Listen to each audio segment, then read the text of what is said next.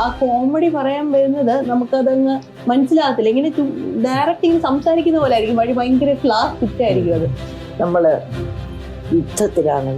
യുദ്ധത്തിൽ നമ്മുടെ soft feelings ഇല്ല.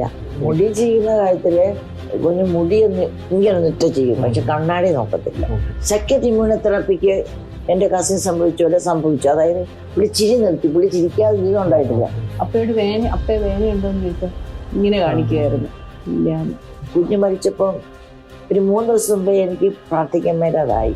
ശരീരം പോയി, മനസ്സും പോയി, ആത്മാവും പോയി, ഒന്നും എനിക്ക് പറ്റുന്നില്ല. വലം കൈ ചെയ്യുന്നത് ഇടം കൈ അറിയരുത് എന്നുള്ള ഏറ്റവും വലിയ പ്രൂഫാണ് അപ്പയുടെ ജീവിതം. ആ 3 ദിവസം ടി വി ഓഫാക്കാതെ കണ്ടത്.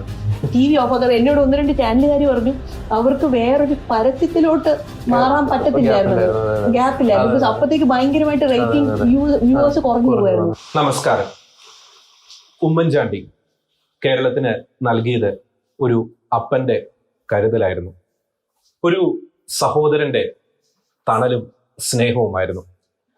2000 വർഷങ്ങൾക്ക് മുമ്പ് പുൽക്കൂട്ടിൽ ഭുജാതനായ ലോകരക്ഷകനായ യേശുക്രിസ്തു കാണിച്ചു തന്ന സ്നേഹത്തിന്റെയും എളിമയുടെയും മാതൃക ജീവിതത്തിൽ പ്രാവർത്തികമാക്കിയ ജനകീയനായ നേതാവ്. ആരോടും കടക്ക് പുറത്ത് എന്ന് ആക്രോശിക്കാതെ ജാതി മത പാർട്ടി ഭേദമന്യേ എല്ലാവരെയും ചേർത്ത് നിർത്തിയ ഒരു മനുഷ്യസ്നേഹി. പടയാളികളുടെ എസ്കോട്ടില്ലാതെ ജനങ്ങളുടെ എസ്കോട്ടിൽ സഞ്ചരിച്ച രാഷ്ട്രീയ നേതാവ്. വിശേഷണങ്ങൾ ഏറെയാണ് കേരളത്തിന്റെ പ്രിയപ്പെട്ട കുഞ്ഞുഞ്ഞിന്. വിശേഷ അവസരങ്ങൾ അല്ലെങ്കിൽ ആഘോഷ ദിവസങ്ങൾ എന്തുമായിക്കോട്ടെ, ഉമ്മൻചാണ്ടി സാറിന്റെ ആഘോഷം എന്ന് പറയുന്നത് ജനങ്ങളുടെ ഒരു സാന്നിധ്യമായിരുന്നു. ആൾക്കൂട്ടത്തിനൊപ്പം നടന്ന് ആൾക്കൂട്ടത്തിൽ അലിഞ്ഞ് ഇല്ലാതായ ഉമ്മൻചാണ്ടി സാറിന്റെ സ്മരണകൾ പങ്കുവയ്ക്കുവാൻ, നല്ല ഓർമ്മകൾ പങ്കുവയ്ക്കുവാൻ ഇന്ന് നമ്മോടൊപ്പമുള്ളത് സാറിന്റെ പ്രിയ പത്നി മറിയാമ്മ ഉമ്മൻ, ഒപ്പം തന്നെ മൂത്തമകൾ മറിയം ഉമ്മൻ, ഒപ്പം കൊച്ചുമകൻ എഫിനോവ എന്നിവരാണ്. ഷെക്കേന ന്യൂസിന്റെ എല്ലാ പ്രിയ പ്രേക്ഷകർക്കും ഈ ഒരു പ്രത്യേക പ്രോഗ്രാമിലേക്ക് സ്നേഹപൂർവ്വം സ്വാഗതം. കുഞ്ഞിന്റെ പ്രിയപ്പെട്ട വാവയായിരുന്നു അങ്ങ്. ഈ ഒരു അവസരത്തിൽ എത്രത്തോളം സാറിനെ അങ്ങ് മിസ് ചെയ്യുന്നുണ്ട്? മിസ് എന്ന് പറയുന്നതിനെക്കാട്ടി നല്ലത് വല്ലാത്തൊരു ശൂന്യത മനസ്സിലാക്കി ഉണ്ടാക്കിയിട്ടുണ്ട്. കുഞ്ഞിനോട് എപ്പോഴും ഒന്നും കാണത്തില്ല എങ്കിലും എല്ലാ കാര്യങ്ങളും, ഈ വീട്ടിലെ കാര്യങ്ങളെല്ലാം ഞാൻ അമ്മയുടെ അപ്പൻ്റെ സ്ഥാനത്ത് നോക്കിയിരുന്നെങ്കിലും, എന്നെ പൂർണ്ണ വിശ്വാസം ആയിരുന്നെങ്കിലും 100ക്ക് 110 വിശ്വസ്തയോടെ ഞാൻ ആ കാര്യങ്ങളെല്ലാം ചെയ്തിട്ടുണ്ട്. എത്ര തിരക്കാണ് ഞാൻ അപ്പം വിളിച്ച് ഇങ്ങനെ എന്നും പറയും. പക്ഷെ 1-2 വാക്ക് കേൾക്കുന്നുണ്ട്. ശരി നമ്മൾ കാണുമ്പോൾ സംസാരിക്കും, പക്ഷെ കാണുമ്പോൾ സംസാരിക്കാൻ നേരം കിട്ടാറില്ല. ആ ശൂന്യതയുണ്ട്. പിന്നെ ഒരുപാട് വ്യത്യാസങ്ങളും ഉണ്ട്. ആഘോഷ ദിവസങ്ങളൊക്കെ ആണെങ്കിലും സാറ് ഒരു ജനങ്ങളുടെ ഒരു മധ്യത്തിലായിരുന്നു. അപ്പൊ സാറിന്റെ ഉള്ളപ്പോൾ ഉള്ളൊരു ക്രിസ്മസ് ആഘോഷം പുതുപ്പള്ളിയിലാണോ അതോ ട്രിവാൻഡ്രത്താണോ? പുൽക്കൂടിന്റെ ഒക്കെ ഒരു നിർമ്മാണം, അലങ്കാര വസ്തുക്കള് അത് വീട്ടില് സ്ഥാപിക്കുക, അതൊക്കെ ആരായിരുന്നു ചെയ്തിരുന്നത്? അതെല്ലാം ഇവിടെ ഞങ്ങൾ തന്നെ ഇവിടെ ചെയ്തിരുന്നു. പുൽക്കൂടും എല്ലാം അച്ചു ഉണ്ടെങ്കിൽ അച്ചു അതിനകത്തൊരു വലിയ പങ്കെടുക്കും. ഉമ്മൻചാണ്ടി സമയത്തുള്ള പറഞ്ഞോളെ പുതുപ്പള്ളി രാവിലെ ഒരു ഭക്ഷണം, ക്രിസ്മസിനാണെങ്കിലും ഈസ്റ്ററിനാണെങ്കിലും ഓണത്തിനും അങ്ങനെ തന്നെയായിരുന്നു. ഒരു കഴിഞ്ഞ 5-8 വർഷങ്ങൾ മുമ്പ് വരെ. അതിനുശേഷം ഓണം ക്യാൻസർ തൊട്ട് ഇവിടെ ഓണം ഒന്നുമായിരുന്നു. അതിനുശേഷം അങ്ങ് പോവും. അല്ലാത്തപ്പോഴല്ലേ ക്രിസ്മസിന് നിർബന്ധമായിട്ട് ഞങ്ങളുടെ ഇവിടെ നന്തൻകോട് പള്ളി, ഞങ്ങളുടെ മിക്കവാറും പോകുന്ന പള്ളി സെന്റ് ജോർജ് ഈ പാളയം പള്ളിയാണ്. പക്ഷെ എങ്കിലും ഞങ്ങൾക്ക് വളരെ സൗകര്യമുള്ള ടൈം ആയതുകൊണ്ട് ഞങ്ങളുടെ ക്രിസ്മസിനും ഈസ്റ്ററിനും ഞങ്ങൾ പോകുന്ന നന്തൻകോട് പള്ളിയിലായിരുന്നു. ഞങ്ങൾക്ക് പിന്നെ ആഘോഷങ്ങളും ഒരിക്കലും ഇല്ല. എല്ലാവരും കൂടെ ഒരു ഭക്ഷണം കഴിക്കുക, വരുന്നവർക്കെല്ലാം ഭക്ഷണം നമ്മൾ പങ്കുവെക്കുക. ക്രിസ്മസിന് കുറച്ച് പേര് കാണും, ഓണത്തിനും കാണും. ഓണത്തിന് ഉച്ചയാകുമ്പോഴത്തേക്ക് നിറയെ ആളുണ്ട്. ഈസ്റ്ററിനൊക്കെ കാണും. പിന്നെ കുഞ്ഞിന്റെ ബർത്ത്ഡേക്ക് കാണും. ഞങ്ങളുടെ വെഡിങ് ആനിവേഴ്സറിക്ക് കാണും. പിന്നെ ഞങ്ങളുടെ ഇങ്ങനെ അതിനകത്തെല്ലാം ഒരു അവസാനം ഒരു ഈ വെഡിങ് ആനിവേഴ്സറിക്കും പിള്ളേരുടെ ബർത്ത്ഡേക്കും ഒക്കെ ഒരു പ്രെയർ മീറ്റിങ്ങും കാണും എപ്പോഴും. അപ്പൊ അതാണ്. പിന്നെ ഒരുപാട് കേക്ക്സ് വരും കുഞ്ഞുള്ളപ്പോ, ഒരു 10-30 കേക്ക്, ഡയറികൾ ഒരുപാട് വരും. തീർച്ചയായും മറിയം പറഞ്ഞ പോലെ മൂത്ത മകളാണ്.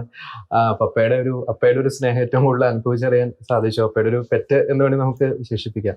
അപ്പോൾ അപ്പയെ കുറിച്ചുള്ള നല്ലൊരു ക്രിസ്മസ് ഓർമ്മകൾ എന്തൊക്കെയാണ്? ഞാൻ പലപ്പോഴും കേട്ടിട്ടുണ്ട്, അപ്പൊ ഒരിക്കലും മക്കൾക്കൊരു ടെൻഷൻ കൊടുത്തിട്ടില്ല. പ്രത്യേകിച്ച് ഈ മാർക്കിന്റെ ഒക്കെ ആണെങ്കിൽ 60% കൂടുതൽ മാർക്ക് ഒരിക്കലും മേടിക്കരുതെന്ന്, അടികൊള്ളെന്നൊക്കെ പറഞ്ഞിട്ടുണ്ട്. അപ്പൊ അപ്പയെ കുറിച്ചുള്ള ക്രിസ്മസ് ഓർമ്മകൾ എന്തൊക്കെയാണ്? പറഞ്ഞാൽ നമുക്ക് അങ്ങനെ ആഘോഷമായിട്ടൊന്നും ഒരിക്കലും ഇല്ല. ബ്രേക്ക്ഫാസ്റ്റ് കഴിക്കുക, ഒരുമിച്ച് ടൈം സ്പെൻഡ് ചെയ്യുക, എന്നിട്ട് അപ്പ അങ്ങ് പോകും. പിന്നെ ഈ ചെറുപ്പത്തിലൊക്കെ നമുക്ക് ഈ ക്രിസ്മസ് പപ്പ എന്ന് പറഞ്ഞ് നമുക്ക് ഗിഫ്റ്റ് അപ്പയും അമ്മയും ഒളിച്ചു വെക്കുമായിരുന്നു. ഞാൻ സത്യം പറഞ്ഞാൽ കുറെ വർഷം അത് ഞാൻ ക്രിസ്മസ് പപ്പ എന്ന് വിചാരിച്ചുകൊണ്ടിരുന്നത് ആക്ച്വലി. അപ്പൊ അതിന് പിന്നെ നമ്മൾ പിള്ളേരൊക്കെ ആയപ്പോ പിള്ളേർക്കും അങ്ങനെ ചെയ്യാറുണ്ട്. അല്ലാതെ പിള്ളേർക്ക് എഫിക്കും മറ്റുവിന്റെ 3 പേർക്ക് ഞങ്ങൾ അങ്ങനെ ഗിഫ്റ്റ് അങ്ങനെ കൊടുക്കായിരുന്നു. നമ്മൾ ചെറുപ്പത്തിൽ അങ്ങനെ ചെയ്യാം, അല്ലാതെ വലിയ ആഘോഷങ്ങളായിട്ടില്ല. പിന്നെ ലാസ്റ്റ് ക്രിസ്മസിന് അപ്പ ട്രീറ്റ്മെന്റ് നമ്മൾ ബാംഗ്ലൂരായിരുന്നു. അന്ന് അപ്പയ്ക്ക് ഫുൾ ഫാമിലി വേണമെന്ന് ഭയങ്കര നിർബന്ധമായിരുന്നു. അപ്പൊ ഞങ്ങൾ എല്ലാവരും ബാംഗ്ലൂർ ഞങ്ങളുടെ കസിന്റെ വീട്ടിലായിരുന്നു. അപ്പൊ അവിടെ വെച്ച് ഞങ്ങൾ എല്ലാവരും ഫാമിലി ഫുൾ അവിടെ ഉണ്ടായിരുന്നു, ലഞ്ചും ബ്രേക്ക്ഫാസ്റ്റും ഒക്കെ. അപ്പൊ അത് നിർബന്ധിച്ച് ഞാനും എഫിയും ട്രിവാൻഡ്രത്ത്. അപ്പം എന്തായാലും ആ ക്രിസ്മസിന് വരണം എന്നപ്പോ ഉറപ്പിച്ച് അങ്ങനെ നമ്മൾ ഒരുമിച്ച് ടൈം സ്പെൻഡ് ചെയ്തു. നല്ലൊരു ഞങ്ങൾ ഫോട്ടോ ഒക്കെ എടുത്തു. അച്ഛന് പിള്ളേരുടെ ഇതൊക്കെ പ്രസംഗവും പാട്ടും ഒക്കെ ആയിട്ട് ഭയങ്കര കലാപരിപാടിയോട്. പിന്നെ അവിടെ ക്രിസ്മസ് ഗിഫ്റ്റ് ഒക്കെ ഉണ്ടായിരുന്നു. ഭയങ്കര ലഞ്ച്, ക്രിസ്മസ് ലഞ്ച്. അപ്പൊ കുഞ്ഞ് ആരോഗ്യവാനും വന്നപ്പോ പിന്നെ ഇവിടെ 10,000 പേരെ ജനുവരി വന്ന് കണ്ടു. പിന്നെ പോയ ശേഷം ഈ ലേസറായിട്ട് സർജറി ചെയ്ത് 8 പണം. പ്രത്യേകിച്ച് ഗിഫ്റ്റിനെ കുറിച്ച് പറഞ്ഞപ്പോഴാണ് ഒരിടയ്ക്ക് സാറ് ഈ ഡൽഹിയിൽ നിന്ന് വന്നപ്പോ ഒരു 3 ഗിഫ്റ്റ് രസകരമായിട്ടുള്ള കാര്യം സാറ് പങ്കുവെച്ച് ഓർക്കുന്നുണ്ട്. അത് അപ്പൊ ഇങ്ങനെ ഒരു പ്രാവശ്യം പോയിട്ട് വന്നപ്പോഴത്തേക്ക് ഞാൻ നിങ്ങൾക്ക് 3 പേർക്ക് നല്ലൊരു ഗിഫ്റ്റ് തന്നിട്ടുണ്ടെന്ന് പറഞ്ഞു. അപ്പൊ ഭയങ്കര നമുക്കത് ആ കോമഡി പറയാൻ വരുന്നത് നമുക്കതങ്ങ് മനസ്സിലാകത്തില്ല. ഇങ്ങനെ ഡയറക്റ്റ് ഇങ്ങനെ സംസാരിക്കുന്ന പോലെ ആയിരിക്കും. ഭയങ്കര ക്ലാസ് ഫിറ്റ് ആയിരിക്കും. അത് തന്നത് നിങ്ങൾക്ക് അതെടുത്ത് തന്നത് വേണ്ടി നമ്മുടെ ഈ ഫ്ലൈറ്റിൽ നിന്ന് കിട്ടുന്ന അപ്പം ഉറക്കം ശരിയാകാൻ വേണ്ടി നിങ്ങൾ ഇത് വെച്ച് ഉറങ്ങണം എന്ന് പറഞ്ഞാൽ. അപ്പൊ അങ്ങനെ പിള്ളേരോട് പറഞ്ഞു കൊടുക്കാൻ നല്ല ഓരോരുത്തർക്കും 3 പേർക്ക് ഒരു നല്ല ഗിഫ്റ്റ് കൊണ്ടുവന്നിട്ടുണ്ട്. ഇത് നിങ്ങൾ കണ്ണി വെച്ച് കിടന്നുറങ്ങിയാൽ വെളിച്ചം വന്നാൽ സുഖമായിട്ട് ഉറങ്ങാം. അപ്പൊ അങ്ങനെ എല്ലാം ലൈറ്റ് ആയിട്ട് എടുക്കുന്ന ആളാണ്. അങ്ങനെ ഒരിക്കലും പ്രഷർ തരത്തില്ല. ഇപ്പം പക്ഷെ വീട്ടിൽ അങ്ങനെ ഒരു ഞങ്ങൾക്ക് ഗിഫ്റ്റ് തരാം ഈ ക്രിസ്മസ് പപ്പയുടെ ഇതെന്നല്ലാതെ അങ്ങനെ എനിക്ക് ബർത്ത്ഡേ ഗിഫ്റ്റോ അങ്ങനെയൊന്നും കിട്ടിയതായിട്ടൊന്നും ഒരു ഓർമ്മയില്ല. പക്ഷെ ഇപ്പൊ പിള്ളേരുടെ ഒക്കെ ആയിട്ട് വന്നപ്പോ നമ്മളിപ്പോ ഒരുപാട് ഗിഫ്റ്റും കാര്യങ്ങളും ജനറേഷൻ മാറി. എന്നാൽ ഞങ്ങൾക്ക് ഒരിക്കലും ഞങ്ങളുടെ ചെറുപ്പത്തിൽ അങ്ങനെ ഉടുപ്പുകളോ ഓണക്കോടി ക്രിസ്മസ് ഉടുപ്പ് അല്ലാതെ ഗിഫ്റ്റുകൾ അങ്ങനത്തെ ഒരു രീതിയൊന്നുമില്ല. പക്ഷെ ഈ പറഞ്ഞ പോലെ വളരെ ലൈറ്റ് ആയിട്ടുള്ളൊരു ലൈഫായിരുന്നു. പിന്നെ അപ്പയുടെ കൂടെ പോകുന്നതായിരുന്നു ഞങ്ങളുടെ യാത്രകൾ. അങ്ങനെ ഒരു ചുരുക്കം 1-2 പ്രാവശ്യം അമ്മ ബാങ്കിലായതുകൊണ്ട് അമ്മയ്ക്ക് പ്ലാൻ കിട്ടുന്ന ട്രാവലിന്റെ പ്ലാൻ കിട്ടുന്ന അനുസരിച്ച് ഡൽഹിയിൽ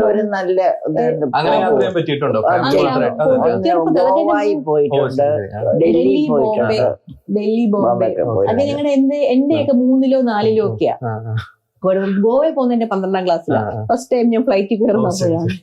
അപ്പൊ അങ്ങനെയൊക്കെ ആയിരുന്നു ലൈഫ്. പിന്നെ ഇപ്പൊ അപ്പ ഇല്ലാത്തതിൻ്റെതായ പറഞ്ഞ പോലെ ശൂന്യത. മറ്റേ CM ആയിരുന്ന സമയത്ത് എപ്പോഴും സായി ഗ്രാമത്തിൽ നിന്ന് അവിടുന്ന് പിള്ളേരും ഒക്കെ ആയിട്ട് വരുമായിരുന്നു. അവരുമായിട്ട് ക്രിസ്മസ് ആഘോഷിക്കുമായിരുന്നു. ഇവിടെ ഞങ്ങൾക്ക് രാവിലെ ക്രിസ്മസ് എന്ന് പറഞ്ഞ ബ്രേക്ക്ഫാസ്റ്റ് അപ്പയായിട്ട് പള്ളിയിൽ പോയിട്ട് വന്നിട്ട് അപ്പയായിട്ട് ബ്രേക്ക്ഫാസ്റ്റ്. സാറ് ഇടയ്ക്ക് പറഞ്ഞു കേട്ടിട്ടുണ്ട് ഇപ്പൊ സാറ് CM ആണെങ്കിലും വീട്ടിലത്തെ മുഖ്യമന്ത്രിയും പ്രതിപക്ഷ നേതാവും ധനമന്ത്രിയും ഒക്കെ നല്ല പ്രതിപക്ഷ നേതാവാണ്. എനിക്കപ്പോ അത്യുന്നോട്ട് കുഞ്ഞിനറിയാം കുഞ്ഞിന്റെ കാര്യം എന്തെങ്കിലും കറക്റ്റ് ചെയ്യാനുണ്ടെങ്കിൽ കറക്റ്റ് ചെയ്തോട്ടെ. അപ്പൊ എനിക്ക് എന്റേതായ ഒരു ആംഗിൾ എല്ലാത്തിനോടും ഒരു സ്പിരിച്വൽ ആംഗിൾ ഉണ്ടെന്ന് വെച്ചു. അത് ഞാൻ പറയും. പക്ഷെ അതിന്റെ പേര് കുഞ്ഞ് എനിക്കൊരു സ്വാതന്ത്ര്യമുണ്ട്, എല്ലാവർക്കും പറയാനുള്ള സ്വാതന്ത്ര്യം, എന്ത് വേണേലും പറയാം. ഒന്നും പുള്ളിക്ക് ഈ അങ്ങനെ ദേഷ്യപ്പെടാറില്ല. പിന്നെ വളരെ പലപ്പോഴും ഏതാ ഒരു ഭിത്തിയോട് ആ ഭിത്തിയോടെ പറയുന്നില്ല, നമ്മൾ തോറ്റു. പറയാം. അങ്ങനെ നമുക്കത് അപ്പക്ക് ഇഷ്ടമില്ലാത്ത കാര്യമാണ് നമ്മൾ ഈ ഭിത്തിയോട് പറയുന്നത് പോലെ തന്നെ. പക്ഷെ പറയുന്നതിന് ആർക്കും ഒരു റെസ്ട്രിക്ഷൻ ഇല്ല. നല്ല കാര്യങ്ങളാണെങ്കിൽ അപ്പൊ അത് പിന്നെ മൾട്ടി ടാസ്കിങ്. അപ്പൊ 10 പ്രാവശ്യം പത്രമായിരിക്കും വായിക്കുന്നത്, അല്ലെങ്കിൽ ഫോൺ വിളിച്ചാൽ നമ്മൾ പത്രം വായിച്ചോണ്ടിരിക്കുകയായിരിക്കും, അല്ലെങ്കിൽ ഫയൽ നോക്കുമായിരിക്കും. സൈഡിൽ നിന്ന് പറയുന്നതെല്ലാം കേൾക്കുന്നുണ്ട്, എല്ലാം അബ്സോർവ് ചെയ്യും. പക്ഷെ പിന്നെ എന്നിട്ട് ഞാനൊക്കെ സംസാരിക്കുമ്പോൾ എന്തെങ്കിലും കാര്യം ഉണ്ടെങ്കിൽ ഈ പത്രം വായിച്ച് അതിൻ്റെ അങ്ങനെ ആയിക്കോ, അതിന്റെ റിപ്ലൈ വരുമ്പോഴേ അത് ഫുൾ മനസ്സിലാകും. പ്രത്യേകിച്ച് മോനെ സംബന്ധിച്ചിടത്തോളം അപ്പൂപ്പിനെ എത്രത്തോളം മിസ് ചെയ്യുന്നുണ്ട് ക്രിസ്മസിന്റെ ഓർമ്മകൾ? പ്രത്യേകിച്ച് നല്ല കഥകളൊക്കെ പറഞ്ഞു തരാറുണ്ടെന്ന് ഞാൻ കേട്ടിട്ടുണ്ട്. അപ്പൊ ഇല്ലാത്ത ആദ്യത്തെ ക്രിസ്മസ് ആണ്. കഥകൾ പറഞ്ഞു തരാന്ന് വെച്ചാൽ ചെറുപ്പത്തിൽ ഇങ്ങനെ ഈ 1-2 കഥകള് പറഞ്ഞു തരുമായിരുന്നു. 2 കഥകൾ പിള്ളേർക്ക്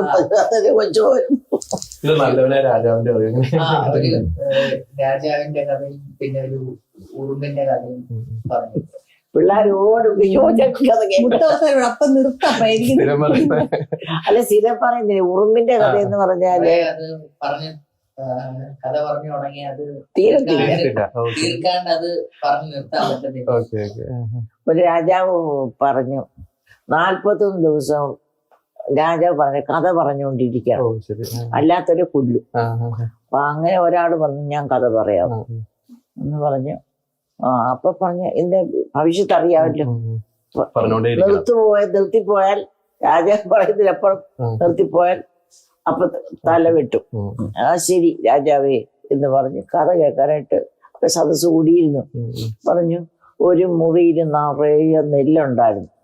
ഒരു ഉറുമ്പ് വന്ന് ഒരു നെല്ലെടുത്ത് അപ്പത്ത് വെച്ചെടുത്തു, വീണ്ടും വന്ന അയറുമ്പെടുത്തു. അങ്ങനെ കഥ തുടരുക. നെല്ല് മുഴുവൻ തീർന്നു. രാജാവ് വഴി കഥ കേട്ടു. അങ്ങനെ രാജാവ് കഥ 3 പിള്ളേരോടും പറയുമായിരുന്നു, കൊച്ചുമോരോടും പറയുമായിരുന്നു. പിന്നെ എല്ലാം നല്ലതിന്റെ കഥ നമ്മൾ പഠിച്ചിട്ടില്ലേ രാജാവ്? അത് പുള്ളിയുടെ എല്ലാം നല്ലതെന്ന് പറഞ്ഞ പുള്ളിയുടെ ജീവിതത്തിൽ ഒരു ആദർശമാണ്, ഒരു ഈ പ്രിൻസിപ്പിളാണ്. അതായത് എല്ലാം നന്മയ്ക്കാണ് എപ്പോഴും പുള്ളി പറയുമായിരുന്നു, എല്ലാം നല്ലതെന്ന്. പക്ഷെ നമ്മളത് ബൈബിൾ പ്രകാരം പറയുമായിരുന്നു, തന്നെ സ്നേഹിക്കുന്നവർക്ക് നിർണയപ്രകാരം വിളിക്കപ്പെട്ടവർക്ക് സകലവും നന്മയ്ക്ക് കൂടി വ്യാപരിക്കും. ഞാൻ ബൈബിൾ ഭാഷയിൽ പറയുമ്പോൾ കുഞ്ഞു പറയും എല്ലാം നല്ലത്. പ്രത്യേകിച്ച് നമുക്കറിയാം ഉമ്മൻചാണ്ടി സാറ് ഈ ആൾക്കൂട്ടത്തിനൊപ്പം ജീവിച്ച ഒരു മനുഷ്യ സ്നേഹിയ. ഈ മരണത്തിന് ശേഷവും ആൾക്കൂട്ടത്തിന്റെ നടുവിലൂടെയാണ് സാറിന് ഒരു അന്ത്യയാത്ര വന്നത്. അപ്പൊ ഇപ്പം നമ്മൾ ഈ സംസാരിക്കുന്നത് ട്രിവാൻഡ്രത്തെ വീട്ടിലാണ്. അപ്പൊ ട്രിവാൻഡ്രത്തെ വീട്ടിൽ നിന്ന് പുതുപ്പള്ളി വീട്ടിലേക്ക് ഏകദേശം 4.5 മണിക്കൂർ മതി ശരിക്കും. പക്ഷെ അന്ന് എടുത്തത് 37 മണിക്കൂറോളം. അപ്പൊ ശരിക്കും സാറിനെ കുറിച്ച്, സാർ ഇപ്പൊ ജനങ്ങളുടെ ഒപ്പമാണ്, ജനങ്ങളുടെ പ്രശ്നങ്ങൾ പരിഹരിക്കുന്നത്, അതൊക്കെ അറിയത്തിനും അറിയാം, മേഡത്തിനും അറിയാം. പക്ഷെ ഈ ഒരു അന്ത്യയാത്രയിലാണോ ശരിക്കും അപ്പന്റെ ഒരു മഹത്വം അല്ലെങ്കിൽ കുഞ്ഞിന്റെ ഒരു മഹത്വം ഇത്രത്തോളം ആയിരുന്നു? തീർച്ചയായിട്ടും. കാരണം കുഞ്ഞൊന്നും ഒരക്ഷരം പോലും വീട്ടിൽ പറഞ്ഞിരുന്നെങ്കിൽ ഞങ്ങളോട് സ്വല്പമെങ്കിലും ഷെയർ ചെയ്യുന്നെങ്കിൽ കുഞ്ഞിന്റെ ഞങ്ങളുടെ എല്ലാ സഹനത്തിന്റെ ഇന്റൻസിറ്റിക്ക് ഒരു കുറവ് വന്നേനെ. അല്ലാതെ സഹിക്കേണ്ടി വന്നു, ത്യാഗം അനുഭവിക്കേണ്ടി വന്നു. എല്ലാം പിള്ളേർ എനിക്ക് ഭയങ്കരമായിട്ട് മിസ് ചെയ്ത് കുറെ അപ്പം ഞാൻ യൂസ്ഡായി. പിള്ളേരെ സംബന്ധിച്ചൊക്കെ അവരുടെ അപ്പനെ കണ്ടമാനം മിസ് ചെയ്തു. അതേസമയം എൻ്റെ മോളെ എനിക്കൊരു വലിയ ദൗത്യമുണ്ട്, ഇതാണ് എൻ്റെ കാഴ്ചപ്പാട്, എനിക്കതിന്ന് മാറാൻ പറ്റത്തില്ല എന്ന് ഞങ്ങളൊന്നും പറഞ്ഞിട്ടില്ല ഒരിക്കലും. പറഞ്ഞിരുന്നെങ്കിൽ ഞങ്ങൾ കുറച്ചുകൂടെ സപ്പോർട്ട് കൊടുത്തേ. ഞങ്ങളുടെ സപ്പോർട്ട് ഇങ്ങനെയാണ് പുള്ളിയുടെ ജീവിതം അതിനായിട്ട് മാറ്റി വെച്ചേക്കുന്നത്. പിന്നെ അപ്പം ഞാനെപ്പോഴും കുഞ്ഞിങ്ങനെ പോകുമ്പോഴെപ്പോഴും ഓരോരുത്തര് ഈ സിനിമ കാണാൻ ഞങ്ങൾ പണ്ടൊക്കെ പോവായിരുന്നു കേട്ടോ. പാട്ട് പാടും, സാഹിത്യം, പുസ്തക വായന, സ്പോർട്സ്, ഇങ്ങനെ മണിക്കൂറുകൾ പോയി സ്പോർട്സ് ഇങ്ങനെ കളികളൊക്കെ കാണുമല്ലോ. അപ്പൊ എൻ്റെ മനസ്സിൽ വരുന്നൊരു ചിന്തയും, നമ്മള് യുദ്ധത്തിലാണെങ്കിൽ യുദ്ധത്തിൽ നമ്മുടെ സോഫ്റ്റ് ഫീലിങ്സ് ഇല്ല, കലയില്ല, സാഹിത്യമില്ല, സ്പോർട്സും ഇല്ല. യുദ്ധത്തിൽ യുദ്ധം മാത്രം. എന്തിനോട് യുദ്ധം ചെയ്തു? സാധാരണക്കാരുടെ ആവശ്യങ്ങൾക്ക് വേണ്ടി അതിനു വേണ്ടി യുദ്ധം ചെയ്യുന്നൊരു തത്തപ്പാടാണ് കുഞ്ഞ് അവസാനം നാഴി വരും. ഈ രോഗത്തിന്റെ അവസ്ഥയിൽ പോലും ജനങ്ങൾ രോഗത്തിന്റെ അവസ്ഥയില് അപ്പോഴും ലാസ്റ്റ് തന്നെ ലെറ്റർ എഴുതിപ്പുണ്ട്. ഒരു ലാസ്റ്റ് എഴുതിയ ലെറ്റർ, അതായത് 15 ലക്ഷം രൂപ രാഹുൽ ഗാന്ധി തന്നല്ലേ. അപ്പൊ ഞങ്ങള് SCG ആശുപത്രിയിൽ നിന്ന് വന്ന് ടി ജോണിന്റെ വീട്ടിൽ താമസിക്കുക 2 മാസം. അപ്പൊ ഇപ്പോൾ ആദ്യം അപ്പൊ അന്നൊക്കെ നല്ല ഓർമ്മ. പിന്നെ ബ്രെയിൻ അത് തന്നെ ഹാൻഡ് റൈറ്റിംഗ് കണ്ടറിയാം. ഹാൻഡ് റൈറ്റിംഗ് ഇച്ച് ബാഡ് ആയിക്കൊണ്ടിരിക്കുന്ന. അപ്പൊ 15 lakhs ഡ്രാഫ്റ്റ്, അതാണ് ലാസ്റ്റ് എഴുതിയത്. എന്റെ കയ്യിരിപ്പുണ്ട്. ഞാൻ ചാണ്ടിമന AICCക്ക് എഴുതിയ ലെറ്റർ ഡ്രാഫ്റ്റ് ചെയ്യാം മോന് വേണ്ടിയിട്ട്. ബില്ല് കൊടുക്കുന്ന പറഞ്ഞിട്ട് മോനെ ഞാൻ എന്റെ കുഞ്ഞെ കൊടുക്കാം. അപ്പൊ നമ്മളിങ്ങനെ വിശ്വസിക്കുന്നില്ല. അല്ലെങ്കിൽ കൊടുക്കും, ബില്ല് കൊടുക്കുന്നത് തന്നെ ഡ്രാഫ്റ്റ് ചെയ്യാം അവിടെ നിന്ന്. പിന്നെ അത് കഴിഞ്ഞിട്ട് പുള്ളിക്ക് ലാസ്റ്റ് വന്നിട്ട് പിന്നെ അങ്ങോട്ട് ഹാൻഡ് റൈറ്റിംഗ് കണ്ടത് വളരെ മോശമായി തുടങ്ങി. എനിക്ക് തന്നെ വളരെ എന്ന് വെച്ചാൽ ബ്രെയിൻ ഇങ്ങനെ ഫസ്റ്റ് ഇമ്മ്യൂണോതെറാപ്പി കഴിഞ്ഞ് ഫസ്റ്റ് ഇമ്മ്യൂണോതെറാപ്പി ടോളറേറ്റ് ചെയ്തു. സെക്കൻഡ് ഇമ്മ്യൂണോതെറാപ്പിക്ക് എന്റെ കസിൻ സംഭവിച്ചു. അതായത് പുള്ളി ചിരി നിർത്തി. പുള്ളി ചിരിക്കാതെ ജീവിതം ഉണ്ടായിട്ടില്ല. ഞാൻ നേഴ്സിന് ചോദിച്ചു, എന്താ കുഞ്ഞ് ചിരിക്കാത്തത്, മസിൽ വീക്കായാണോ? അപ്പൊ അവര് അല്ലാത്ത പറഞ്ഞു. പക്ഷെ അത് സത്യത്തിൽ മസിൽ വീക്കായതാണ്. പിന്നെ പുള്ളി പറഞ്ഞു നമുക്ക് എനിക്ക് പോവാൻ. അതെനിക്ക് ഭയങ്കര വേദനയായിപ്പോയി. പക്ഷെ പിന്നെ ഞാൻ ആശ്വസിക്കുന്ന എല്ലാം ദൈവം അറിയാതൊന്നും സംഭവിക്കത്തില്ല. പോകാൻ ഞങ്ങൾ നിർബന്ധിച്ച് നിർത്തി അവിടെ. അതെനിക്ക് താങ്ങാൻ മേലത്ത മരിച്ചതിലും വിഷമമുള്ള സംഗതിയാണ്. പക്ഷെ ദൈവത്തിന്റെ ഒരു കൈ അവിടെ ഉണ്ടതുകൊണ്ട് ഞാൻ ആശ്വസിപ്പിക്കും. ദൈവം അതാണ്. പിന്നെ 46 വർഷത്തെ ജീവിതത്തിനിടെ എനിക്ക് ദൈവം തന്ന മറിചിന്ത. ഞാൻ 5 മാസം 10 മാസം ജീവിതം മാത്രം നീ ഓർത്തോണ്ടിരിക്കുക. അതിന് മുമ്പുള്ള ജീവിതം നീ ഓർമ്മ. അതെനിക്ക് തീർച്ചയായിട്ടും അത് ഓർക്കുമ്പോഴത്തേക്ക് ഞാൻ ഇന്നുവരെ നിരാശപ്പെട്ടിട്ടില്ല. എനിക്ക് ഒരുപാട് നന്മ ചെയ്തു തന്നു, ഒരുപാട് പേരെ കാട്ടി. ആ നന്മ ഇതെല്ലാം ഞാൻ നല്ലതായിട്ട് സന്തോഷം എൻജോയ് ചെയ്തവളാം. ദൈവം എനിക്ക് അത്ര സുഖമില്ലാത്ത കാര്യം തരുമ്പോഴും ഞാനത് 2 കൈ നീട്ടി വാങ്ങിക്കണം. ഭർത്താവ് ദൈവം തന്നതല്ലേ. സാഹചര്യങ്ങളെ മക്കളോ എനിക്ക് ഒരു കൊച്ചു പോലും ഉണ്ടാവും ഞാൻ വിചാരിച്ച. ഞാൻ വളരെ തിന്നാൻ 36-38 കിലോ ഉള്ളായിരുന്നു. ഒരു കൊച്ചു പോലും ഉണ്ടാവും ഞാൻ വിചാരിച്ചില്ല. പെണ്ണും ആണിനാണ് തന്നു. അവരെ നല്ല മക്കളായിട്ട് ദൈവം തന്നു, ആരോഗ്യത്തോടെ തന്നു. അത് ആ ദൈവത്തോടെ എത്ര നന്ദി പറഞ്ഞാൽ. അപ്പൊ എൻ്റെ ഒരു കൂട്ടുകാരി കുഞ്ഞു മരിച്ചു. അപ്പം ഫ്രോസണാണ്, മനസ്സ് ഫ്രോസണാണ്. കുഞ്ഞു മരിച്ചു കഴിഞ്ഞപ്പോഴത്തേക്ക് ഈ നമ്മുടെ 5-6 മലയാളി ഡോക്ടേഴ്സ് വരുന്നവരുണ്ട്. പിന്നെ വീഡിയോ കൂടെ കൺസൾട്ട് ചെയ്യുന്നവരൊക്കെ ഉണ്ട്. 5-6 മലയാളി ഡോക്ടർ, 5-8 മലയാളി ഡോക്ടേഴ്സ് ഉണ്ടായിരുന്നു എല്ലാത്തിലും, എല്ലാ സിസ്റ്റത്തിലും. അലോപ്പതി സിസ്റ്ററിലെ പലരും ലാസ്റ്റൊക്കെ വന്ന ഡോക്ടർ ശ്രീകുമാർ എറണാകുളം. അദ്ദേഹം പറഞ്ഞ ഡോക്ടർ നാളെ MRI കൊണ്ടുപോകാനിരിക്കുക. എന്തിനാ? ഉടനെ ഡോക്ടറിനെ ധൈര്യപ്പെടുത്തി നമുക്ക് ബിൽഡപ്പ് ചെയ്യാം, ബോഡി ബിൽഡപ്പ് ചെയ്യാം. പക്ഷെ അപ്പൊ പുള്ളി സൂചന തരികയായിരുന്നു. പിന്നെ വേറെ ഡോക്ടർ പറഞ്ഞു നമുക്ക് ബിൽഡപ്പ് ചെയ്യാം, പക്ഷെ എന്തെങ്കിലും അൺഎക്സ്പെക്റ്റഡ് ഹാപ്പൻ സംഭവിച്ചാൽ വിഷമിക്കരുത് എന്ന് പറഞ്ഞു. കുഞ്ഞ് മരിച്ചപ്പോൾ ഒരു 3 ദിവസം മുമ്പേ എനിക്ക് പ്രാർത്ഥിക്കാൻ മേലതായി. ശരീരം പോയി, മനസ്സും പോയി, ആത്മാവും പോയി, ഒന്നും എനിക്ക് പറ്റുന്നില്ല. ഞാൻ കർത്താവിനോട് പറഞ്ഞു, കർത്താവേ എനിക്കിനി. ആ സമയത്തൊക്കെ സാർ ഒത്തിരി വേദനയിലൂടെയാണ് ഒരു വേദന ഉണ്ടായിരുന്നില്ല. വേദനയില്ല, ദൈവം അപ്പയ്ക്ക് കൊടുത്തത് ഒരു ഗ്രോത്തും ഇല്ല. ഗ്രോത്ത് എങ്ങും പിന്നെ അടുത്തടുത്തൂടി സ്പ്രെഡ് ചെയ്തില്ല. ഗ്രോത്ത് ഉണ്ട്, സ്പ്രെഡ് ഇല്ല. പിന്നെ ജനലടുത്ത് പോയി 10 days മുമ്പ് സ്കാൻ ചെയ്തിരുന്നു. സ്പ്രെഡ് ഇല്ല, ഒന്നുമില്ല, സ്പ്രെഡ് ഇല്ല. വേദനയും. അതാണ് ദൈവം കൊടുത്ത ബ്ലെസ്സിങ്. അതാ ദൈവം എന്നോട് പറഞ്ഞത്, നീ അതാണ് ബ്ലെസ്സിങ്, വേദന എല്ലാം കൊടുത്തോ. മലയാളികളെ കണ്ടതില്ല എന്നുള്ളൊരു വിഷമം കുഞ്ഞുണ്ടായിരുന്നു. പക്ഷെ കുടുംബം കൂട്ടത്തിലുണ്ടായിരുന്നു. എല്ലാ ആഴ്ചയിലും കുർബാന വീട്ടിൽ കൊണ്ടു തരുമായിരുന്നു. രോഗി അത് തൈലാഭിഷേകം മിക്കവാറും 5-6 പ്രാവശ്യമെങ്കിലും കൊടുത്തിട്ടുണ്ട്. ഞാൻ ചൊവ്വാഴ്ചയാണ് കുഞ്ഞ് പോകുന്നത്. അപ്പൊ ഞായറാഴ്ച കുർബാന കൊടുത്തു. ശരിക്കും ആത്മീയമായിട്ട് ഒരുങ്ങാൻ പറ്റിയില്ല. ആത്മീയമായിട്ട് ഒരുങ്ങി, നല്ലതായിട്ട് ഒരുങ്ങി. അപ്പയുടെ വേന ഉണ്ടോന്ന് ചോദിച്ചാൽ ഇങ്ങനെ കാണിക്കുമായിരുന്നു. ഇല്ല. അപ്പൊ അത് നമുക്കൊരു ആശ്വാസം. വേദന വന്നാൽ ഞങ്ങൾ എന്ത് ചെയ്യും, മിണ്ടാനും മേലാത്ത ഒരാള് ചെയ്യാൻ പറ്റത്തില്ലല്ലോ. അപ്പൊ അത് ഒരിക്കലും ദൈവം മോന് വേദന കൊടുത്തിട്ടില്ല. അതാണ് ദൈവത്തിന്റെ വലിയൊരു ബ്ലെസ്സിംഗ്. പ്രത്യേകിച്ച് അപ്പയുടെ അന്ത്യയാത്ര, അതൊരു മകളെ സംബന്ധിച്ചിടത്തോളം വലിയൊരു അഭിമാനമായിരുന്നില്ലേ മനസ്സിൽ? ആ ഒരു അന്ത്യയാത്രയിൽ മറക്കാനാകാത്തൊരു അനുഭവം പറഞ്ഞു. ഈ അഭിമാനം എന്നുള്ള കാര്യമൊന്നും അന്നൊന്നും രജിസ്റ്റർ അങ്ങനൊന്നും ആ ഒരു മാനസിക അവസ്ഥയിലല്ല. അപ്പൊ ഒരിക്കലും മരിക്കുമെന്ന് പ്രതീക്ഷയല്ല. അന്ന് ജൂലൈ 17-ാം തീയതി 18-നാണ് മരിക്കുന്നത്. 17-ാം തീയതി രാവിലെ അപ്പൊ അന്ന് അത് കഴിഞ്ഞ് സ്കാൻ വെച്ചിരുന്നു. അന്ന് ആക്ച്വലി ജൂലൈ 17-ാം തീയതി എനിക്കത് തിങ്കളാഴ്ച, അന്ന് അവിടെ ബാംഗ്ലൂരുള്ളപ്പോ അവിടെ എന്തൊന്ന് DK ശിവകുമാർ ആണെന്ന് അദ്ദേഹത്തിന് കാണാൻ വരണമെന്ന് എന്തോ ഓഫീസിൽ നിന്ന് വിളിച്ചപ്പം ഞാൻ പറഞ്ഞെന്ന് ഞങ്ങളൊന്ന് ഹോസ്പിറ്റലിൽ പോവാം, പോയിട്ട് വന്നിട്ട് ഇതാക്കാമെന്ന് പറഞ്ഞായിരുന്നു. അത് കഴിഞ്ഞിട്ട് ഞങ്ങൾ ആക്ച്വലി പോയിട്ട് വന്നു കഴിഞ്ഞപ്പോഴത്തേക്ക് അപ്പ നന്നായിട്ട് വീക്കായി.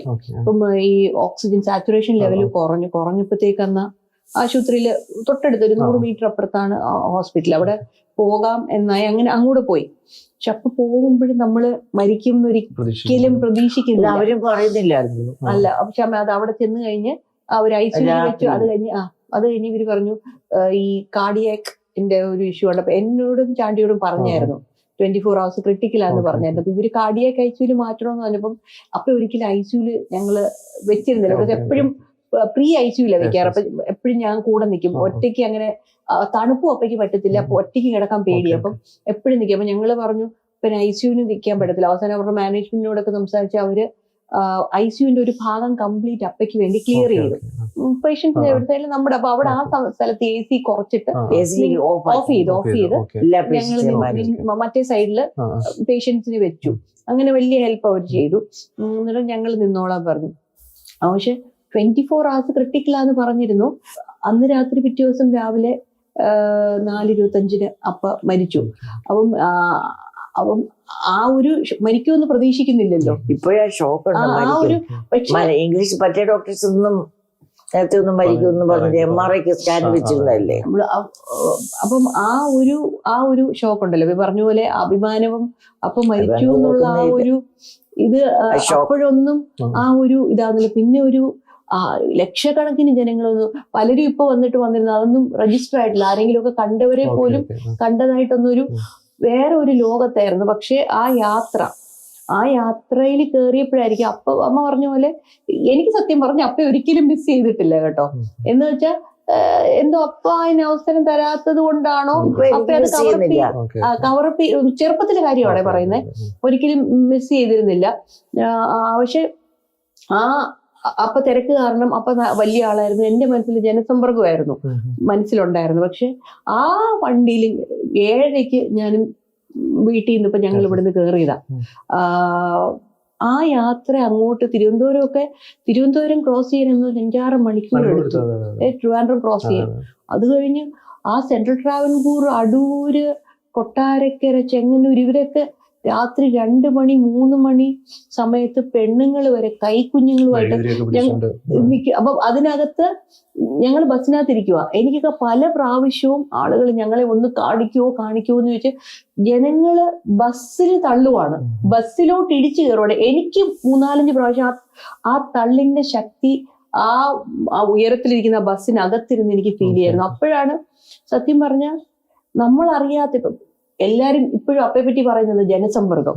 കാരുണ്യത്തിന്റെ മുഖം പറയുമ്പോൾ എല്ലാരും പറയുന്നത് ജനസമ്പർക്കം. പക്ഷെ ജനസമ്പർക്കം ഇന്ന് ഞാൻ ചിന്തിക്കുമ്പോൾ അല്ലെങ്കിൽ അതിനുശേഷം ഞാൻ മനസ്സിലാക്കിയത് ജനസമ്പർക്കം അപ്പയുടെ ജീവിതത്തിൽ 4 പ്രാവശ്യം അപ്പ ചെയ്തു. ഫസ്റ്റ് CM-ൽ 1 പ്രാവശ്യം, സെക്കൻഡ് CM-ൽ 3 പ്രാവശ്യം. എന്ന് വെച്ചാൽ 14 days 56 ദിവസം മാത്രമായിരുന്നു ജനസമ്പർക്കം. ആ ജനസമ്പർക്കത്തിന് ശേഷം അപ്പ ജനനന്മയ്ക്ക് പറ്റി ഒരുപാട് GOs വരെ മാറ്റി എഴുതിയെന്ന് കേട്ടിട്ടുണ്ട്. പക്ഷെ ആക്ച്വൽ ചെയ്ത് 56 ദിവസം. പക്ഷെ ആ 56 ദിവസം കഴിഞ്ഞിട്ട് നമ്മൾ ആരും അറിയാതെ ചെയ്തതിന്റെ റിസൾട്ടാണ് ആ യാത്രയെ കണ്ടത്. അതിലെനിക്ക് തോന്നുന്നത് ആ യാത്രയിൽ ഇരുന്ന ഓരോ മനുഷ്യർക്കും, അത് രാഷ്ട്രീയക്കാരനാകട്ടെ, ഇപ്പം ഞങ്ങൾക്കാകട്ടെ, ഒരാൾ മരിച്ചു കഴിഞ്ഞാൽ ഒരു ദിവസം കരയും.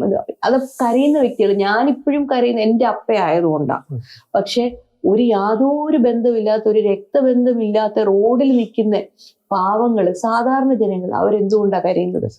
എല്ലാവരെയും എന്തെങ്കിലും രീതിയിൽ, ഇപ്പം ഇലക്ഷൻ വർക്കിന്, സ്റ്റാൻഡേർഡ് ഇലക്ഷൻ വർക്കിന് ഫുൾ ഗ്രൗണ്ട് വർക്ക് ആയിരുന്നു, എല്ലാ വീടുകളിൽ കയറി ഇറങ്ങുമായിരുന്നു. അപ്പോഴാണ് വേറൊരു തിരിച്ചറിവ്, ഒരു വീട്ടിൽ പോലും അപ്പ പേഴ്സണലി ടച്ച് ചെയ്യാത്തൊരു വീടില്ല.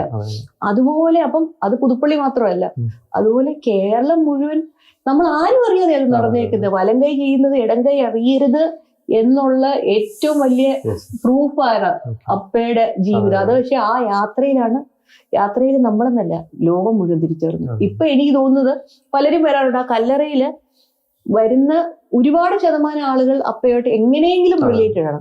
പക്ഷെ ഇത് കേട്ടറിഞ്ഞ് പലരോടും പലരും പറഞ്ഞറിഞ്ഞ് വരുന്നവരും ഉണ്ട്. അപ്പം അതെന്ന് പറഞ്ഞാൽ എല്ലാവർക്കും ഒരു തിരിച്ചറിവാണ്. പക്ഷെ ആ കല്ലറയിലൊക്കെ ഞാൻ 1-2 തവണ അവിടെ കല്ലറയിൽ റിപ്പോർട്ട് ചെയ്യാൻ പോയിട്ടുണ്ടായിരുന്നു. പലപ്പോഴും അവിടെ എഴുതിയിരിക്കുന്ന ലെറ്ററൊക്കെ വായിക്കുമ്പോൾ ശരിക്കും നമുക്ക് മനസ്സിലൊരു വിഷമാണ്. ശരിക്കും ആ ഒരു ഇതിലൊക്കെ വായിക്കാൻ പറ്റിയിരുന്നോ? അല്ല അവിടെ പലതും നമ്മൾ അവിടെ കൂടെ നിൽക്കുമ്പോൾ ഒരുപാട് നിവേദനങ്ങള് ഞാൻ കുറെയൊക്കെ കണ്ടായിരുന്നു. മകളുടെ കല്യാണം നടക്കണം, ലോൺ അനുവദിച്ച് കിട്ടണം, ലോൺ കിട്ടണം, അങ്ങനെയൊക്കെ കുറെയൊക്കെ കണ്ടിട്ടുണ്ട്. അങ്ങനെ ഫുള്ളൊന്നും വായിച്ചിട്ടൊന്നുമില്ല. പക്ഷെ അപ്പോഴൊക്കെ ഒരു പറഞ്ഞ പോലെ ഒരു ഇലക്ഷൻ ഡിക്ലെയർ ചെയ്തും അപ്പയ്ക്ക് 30 ആവുന്നതിന് മുമ്പേ ഡിക്ലെയർ ചെയ്തു.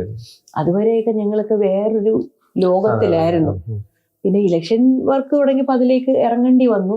എന്നാലും ഇപ്പോഴും അപ്പ ഇല്ലാത്തതിൻ്റെതായ ഒരു സാന്നിധ്യം ശരിക്കും അനുഭവിക്കുന്നുണ്ടല്ലേ? ശരിക്കും അപ്പ പോയി കഴിഞ്ഞാലും മിസ് ചെയ്യുന്നത് ഒരിക്കലും കാണാൻ പറ്റുന്നില്ലല്ലോ. അപ്പം അതിന്റെ ഒരു വിഷമം എനിക്കുണ്ട്. ചെറുപ്പത്തിൽ ഇപ്പൊ പറഞ്ഞ പോലെ ടൈം കിട്ടിയിട്ടില്ല എന്ന് പറഞ്ഞാൽ ഒരിക്കലും എനിക്ക് അപ്പയെ മിസ് ചെയ്തതായിട്ട് എനിക്ക് ഓർമ്മയില്ല. അപ്പ അതിന് അനുവദിക്കാത്തതുകൊണ്ടായിരിക്കും, ടൈം ഒന്നും ഇല്ലെങ്കിൽ എനിക്കറിയത്തില്ല. പക്ഷെ ഒരിക്കലും എനിക്ക് അപ്പയെ മിസ് ചെയ്തിട്ടില്ല. പക്ഷെ എനിക്കിപ്പം അപ്പയെ കാണാൻ പറ്റാത്തതിൻ്റെതായ ബുദ്ധിമുട്ടുണ്ട്. മാഡം, ഈ മുഞ്ചാണ്ടി സാറ് മരിച്ചതിന് ശേഷം ഏകദേശം 40 ദിവസത്തോളം അങ്ങ് 40 ദിവസം കുർബാന, 90 ദിവസത്തോളം അവിടെ 6-7 മണിക്കൂർ ദൈവം. ശരിക്കും ഒരു ആലങ്കാരികമായിട്ട് പറഞ്ഞു കഴിഞ്ഞാൽ കുഞ്ഞും വാവയും ഒരൊറ്റയ്ക്ക് അത് ഒരുമിച്ചിരിക്കാൻ പറ്റിയ ഒരു അനുഭവം അല്ല. അവിടെ വെച്ച് ഈ 1-2 ലക്ഷം ജനങ്ങളെങ്കിലും ഞാൻ കണ്ടിട്ടുണ്ട്. അപ്പൊ അവരെല്ലാം ഏറ്റവും അതിശയമായ ഒരു കാര്യം മറിക്കുട്ടി മോള് പറഞ്ഞ പോലെ ഈ 3 മാസമായിട്ടും കരയുന്ന ഒരുപാട് വ്യക്തികളെ കണ്ടു. അത് ചില കെട്ടിപ്പിടിച്ച് കരയും, ചില കാലത്തെടുത്ത് തൊഴും, ചില ഇങ്ങനെ ചുമ്മാ നോക്കി നിൽക്കും, ചില പൊട്ടിക്കരയും, ചില ഉമ്മ തരും. അങ്ങനെ പല രീതിയിലാ. പക്ഷെ എല്ലാവർക്കും ഒരു കഥ. ഞങ്ങൾക്ക് ജീവിതം എന്ന് പറഞ്ഞപ്പോൾ അനേകര് ഞാൻ കണ്ടു. പിന്നെ നെഞ്ചത്തടിച്ച് കരയുന്നവരുണ്ട്. വലിയ ചെറുപ്പക്കാരൊക്കെ, ആണുങ്ങളൊക്കെ അവിടെ നിന്ന് വലിയ കരഞ്ഞ് അവിടെ കിടക്കും. പിന്നെ ഹൈന്ദവരാണെങ്കിൽ ആ രീതിയിൽ അവർക്കുണ്ടല്ലോ സാഷ്ടാംഗ നമസ്കാരം. അത് വന്ന് വലിയ നെഞ്ചത്തടിച്ച് കരയുന്നവരൊക്കെ ഞാൻ കണ്ടു. അതൊക്കെ വലിയ തിരിച്ചറിവായിരുന്നു. തീർച്ചയായും ഉമ്മൻചാണ്ടി സാറ് ജീവിതത്തിൽ ഒത്തിരി പ്രതിസന്ധികളിലൂടെ കടന്നു പോയിട്ടുണ്ട്. ഇത്രയേറെ നന്മ ചെയ്തിട്ടും, അപ്പൊ മറിയം പറഞ്ഞതുപോലെ ഒരു കൈ ചെയ്യുന്നത് മറുകൈ അറിയാതെ നന്മ ചെയ്തു. പക്ഷെ ഏറ്റവും ലാസ്റ്റ് CM ആയിരുന്ന കാലഘട്ടത്തിൽ ഒത്തിരി ആരോപണങ്ങളും ഒക്കെ വന്നിട്ടുണ്ട്. അപ്പൊ ആ ഒരു ഘട്ടത്തിലൊക്കെ പിടിച്ചു നിൽക്കാൻ സാറിന് ശക്തി നൽകിയത് ഒരു പ്രാർത്ഥനയുടെ ഒരു അനുഭവം. തീർച്ചയായിട്ടും ഞാൻ സകലത്തിന്റെ വഴികൾ പറഞ്ഞില്ലേ, അത് എല്ലാം നല്ലതിന്. അതാണ് തന്നെ സ്നേഹിക്കുന്നവർക്ക് നിങ്ങളുടെ പ്രായം വിളിക്കപ്പെടുക തന്നെ സകലവും നന്മയ്ക്കായി കൂടി വ്യാപരിക്കുന്ന നമ്മൾ ബൈബിൾ ഭാഷയെ പറയും. പക്ഷെ കുഞ്ഞിനെ സംബന്ധിച്ചോളം ഈ കഥ പറഞ്ഞവര് എല്ലാം നന്മയ്ക്കായിട്ട് പറയും. പ്രത്യേകിച്ച് അപ്പ ഈ സങ്കടങ്ങളൊക്കെ ഉള്ളിൽ ഒതുക്കി വെക്കുന്ന ഒരു പ്രകൃതമായിരുന്നു. ഇപ്പം നേരത്തെ മേഡം സൂചിപ്പിച്ചു, ഒന്നും തുറന്നിങ്ങനെ ഒന്നും വീട്ടിൽ വന്നൊന്നും പറയുവോ അങ്ങനെ ഒരു ഇത്. അതായിരിക്കും ദൈവത്തിന്റെ ഒരു പ്രത്യേക ഒരു അനുഗ്രഹം ഉള്ളൊരു വ്യക്തിയായിരിക്കുന്നല്ല ആണ്. അല്ലെങ്കിൽ ഒരാൾക്കും അങ്ങനെ ആരോടും അങ്ങനെ പറയാതെ അപ്പ തന്നെ എല്ലാം മാനേജ് ചെയ്യുമായിരുന്നു. ഇപ്പം അപ്പ പോയതോടെ അപ്പ പോയി കഴിഞ്ഞപ്പോഴാണ് അപ്പയായിരുന്നു എല്ലാത്തിന്റെയും കൺട്രോൾ. ഇവിടെ ഇല്ലായിരുന്നെങ്കിൽ അമ്മയായിരുന്നു എല്ലാം ചെയ്തുകൊണ്ടിരുന്നെങ്കിലും ഫുൾ കൺട്രോളിംഗ് എന്ന് പറയാൻ പറ്റത്തില്ല. എല്ലാത്തിന്റെ പുറത്തും അദൃശ്യകാര്യം. ഇപ്പം നമ്മൾ എവിടെയാണ് എന്താണ് എല്ലാത്തിനും അറേഞ്ച് ചെയ്യും, നമ്മുടെ കൂടെ ഇല്ല. അതുകൊണ്ടായിരിക്കും നമുക്ക് ആർക്കും മിസ് ചെയ്യാതെ ഇരുന്നത്. എല്ലാത്തിനും ഇപ്പൊ എവിടെ പോയാലും ഫുൾ ഞങ്ങളുടെ കാര്യങ്ങൾ അവിടെ അറേഞ്ച് ആയിരിക്കും. നമുക്കൊരു ബുദ്ധിമുട്ട് വരത്തില്ല. എവിടെ പോയാലും അപ്പോഴോട് ചുരുക്കം സ്ഥലങ്ങളിലായിരിക്കും ഒരുമിച്ച് പോകുന്നത്. എവിടെ പോയാലും ഞങ്ങൾ 5 പേരും ഉണ്ടെങ്കിൽ അപ്പം ഞങ്ങൾ പിന്നെ മക്കളൊക്കെ കഴിഞ്ഞിട്ട് മക്കളോ വരുമക്കൾ ആരുണ്ടെങ്കിലും ഇവരെല്ലാരും അപ്പയുടെ കൂടെ ഉണ്ടെന്ന് അതിൽ ഒരാൾ മാറിപ്പോയാൽ ആ ആളും കൂടെ വന്നിട്ടേ അപ്പ ഫ്രണ്ടിലോട്ട് നടക്കത്തുള്ളൂ. അങ്ങനെയൊക്കെ അപ്പ ഭയങ്കര എന്താ പറയാ കെയറിങ് നേച്ചർ ആയിരുന്നു. അതൊക്കെ അതുകൊണ്ടൊക്കെ ആയിരിക്കാം ഇപ്പൊ പോയപ്പം അത് നമുക്ക് ആ ഒരു ശൂന്യത കവർ ചെയ്യാൻ പറ്റാത്തതും അങ്ങനെ ആയിരിക്കും. പ്രത്യേകിച്ച് അപ്പൂപ്പനിൽ കണ്ട ഒരു നല്ലൊരു ക്യാരക്ടർ, ഒത്തിരിയേറെ ക്യാരക്ടർ നമുക്ക് വിശേഷിപ്പിക്കാൻ വാക്കുകളില്ല. പക്ഷെ ഒരു കൊച്ചുമകൻ എന്ന നിലയിൽ അപ്പൂപ്പനിൽ കണ്ട ഒരു നല്ലൊരു ക്യാരക്ടർ ഒന്ന് പങ്കുവെക്കാം. നല്ല ക്യാരക്ടർ എന്ന് പറയുന്നത് ഒരിക്കലും ദേഷ്യപ്പെടത്തില്ലായിരുന്നു. പിന്നെ നമ്മുടെ അടുത്ത് സംസാരിക്കുന്ന രീതിയാണെങ്കിൽ പോലും അത് ഇപ്പൊ എത്ര ടെൻഷനിലോ സ്ട്രെസ്സിലോ ആ ഒരു പ്രോബ്ലം ഉണ്ടെന്ന് പുറത്ത് കാണിക്കാറില്ല. എപ്പോഴും ഹാപ്പി ആയിട്ട് തന്നെയാണ് നമ്മൾ സംസാരിക്കുന്നതും മിങ്കിൾ ചെയ്യുന്നതും എല്ലാം അങ്ങനെയാണ്. അല്ലാണ്ട് ഒരിക്കലും നമ്മുടെ അടുത്ത് പുറത്തുള്ള ഈ പ്രശ്നങ്ങളുടെയോ അതിന്റെ ദേഷ്യമൊന്നും ഒരിക്കലും കാണിച്ചിട്ടില്ല. അപ്പൊ വേറൊരു വ്യക്തിയായിരുന്നു അല്ലേ? അതെ. പിന്നെ മുത്തിന്റെ അടുത്താണെങ്കിൽ എപ്പോഴും എത്ര തിരക്കിലാണല്ലോ. ഇപ്പൊ കുഞ്ഞിലെയൊക്കെ അപ്പൊ CM ആയിരിക്കുമ്പോഴും അല്ലാത്തപ്പോഴാണെങ്കിൽ എത്ര തിരക്കിന്റെ ഇടയിലും മുത്തടക്കി എന്ന് നമുക്ക് തിരക്ക് ഒരു ഉമാറ് മാറുന്ന പറഞ്ഞില്ല. അപ്പേക്ക് അതില്ല. എത്ര തിരക്കിന്റെ അടുത്ത് ചെന്നാലും മുത്ത് എന്നിങ്ങനെ വിളിക്കുമായിരുന്നു. അപ്പത്തേക്ക് എന്താ മോനെ എന്ന് ആ തിരക്കിന്റെ ഇടയിൽ നിന്നും അപ്പ അത് ചെയ്യുമായിരുന്നു.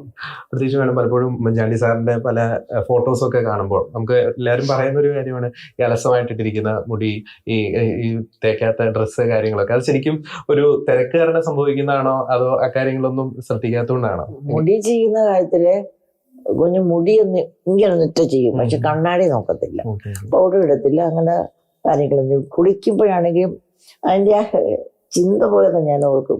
വളരെ കുറച്ച് വെള്ളത്തിലേ കുളിക്കത്തുള്ളൂ. പിന്നെ ഞാൻ ചോദിക്കും എന്താ ഇങ്ങനെ കുളിക്കുന്നു?